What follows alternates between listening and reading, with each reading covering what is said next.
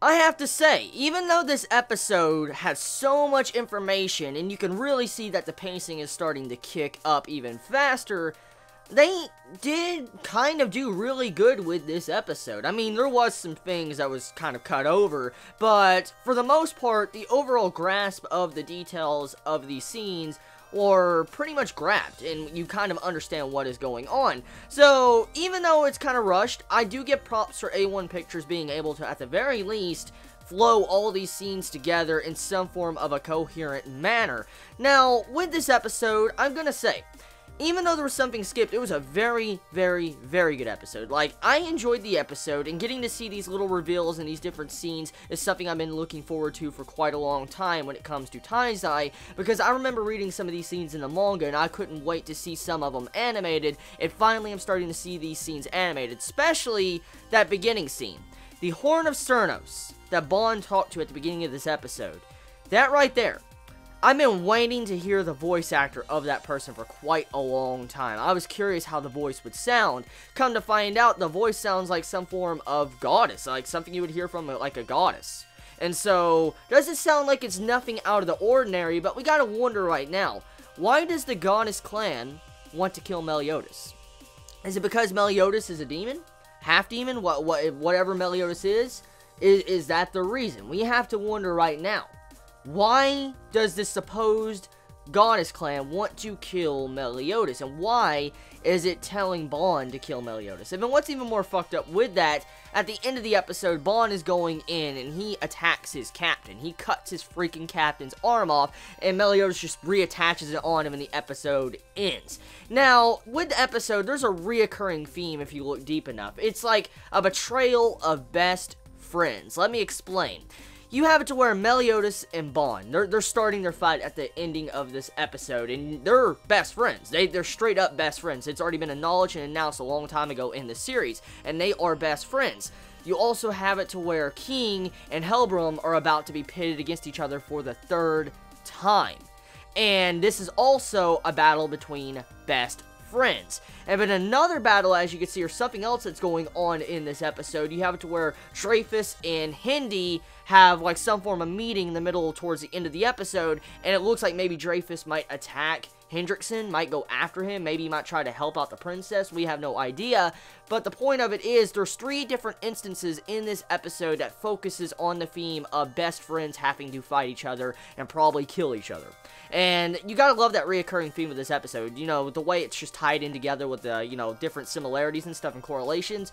But moving past that point, the episode, it had some really cool scenes that was definitely set up for the possible future events, like especially with the Horn of Cernos, along with getting to see how the new generation Holy Knights, with the setup in this episode of how they turned into these demonic beings or mock demons, and you had it to where they were now just attacking everybody in their sight, like Jericho in this episode. I'm willing to bet majority of anime-only watchers that started this episode and saw that scene, I'm willing to bet majority of you thought Jericho died instantly in that scene. Like, I bet you all thought she exploded or something, because the way the scene was done, you just see her like mutating into this like big flesh mass or whatever, and all of a sudden you would think that she might be exploding, but she transforms into a demon. I wonder how everybody really thought about that scene, because that's what the impression I would have gotten if I would have been an anime only and saw that scene in this episode for the first time. Now, regardless of that, I have to say, Dreyfus in this episode, clearly he is reflecting on his mistakes. He doesn't try to sugarcoat what he has done.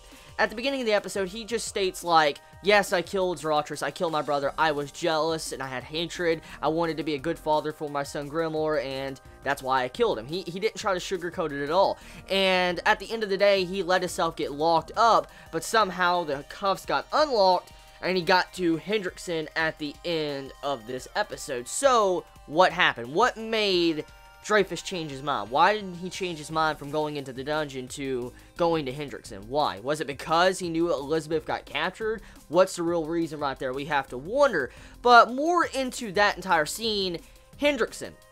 Hendrickson's, I guess, some form of power-up, but you have to take this into account.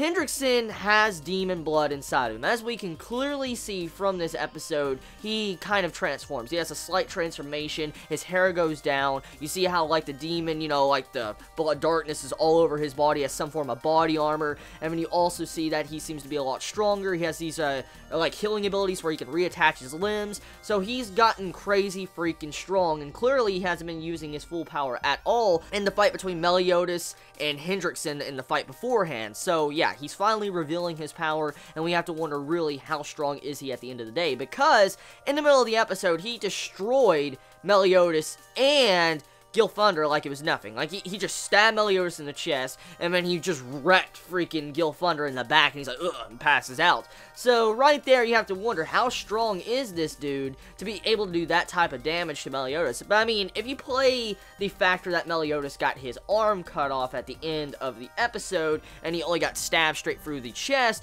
I guess you could say maybe it's not that bad, but still the point of it is, if Meliodas wasn't some form of demon or didn't have demon powers, and couldn't heal, he would have died right there. He straight up would have died. So it just goes to show you how lucky Meliodas is, because that just shows you how strong Hendrickson is to be able to do that type of damage. Now, one thing I want to point out that they cut out with this episode, which I am really disappointed with, and it's really the only thing that's starting to bug me now with this episode, Dawn Roar has been completely butchered. They're cut out. Like, they're gone. It's like they don't even exist in this arc. And like, they've already been kind of butchered a little bit in the previous arc with Galther and all that. His arc, they were already kind of axed slightly. And with this episode, majority of all their key important scenes that actually play a role in the upcoming events that's in the current arc we're in the manga, they've been completely cut out. Like, majority of all these scenes have been cut out. Like, Freder and Dawn Roar should have been in that room with the king when Merlin and Meliodas and all them came inside there. So, it's kind of upsetting. It's really, really upsetting to see how they just completely axed Dawn Roar out of the equation when it comes to Taizai, because they're very, very important to the plot. So, I wonder how they're going to be able to fix this, you know, slight plot hole for, you know, Season 2, if there ever is going to be a Season 2, for them to want to rush to 100+ chapters. So yeah, that's pretty much the episode. That's majority of it for the most part, the main key basics of it. You have to wonder what is going to happen next. Let me know your thoughts in the comments below. You all have a wonderful day or not wherever you live. Please be safe. Chibi out.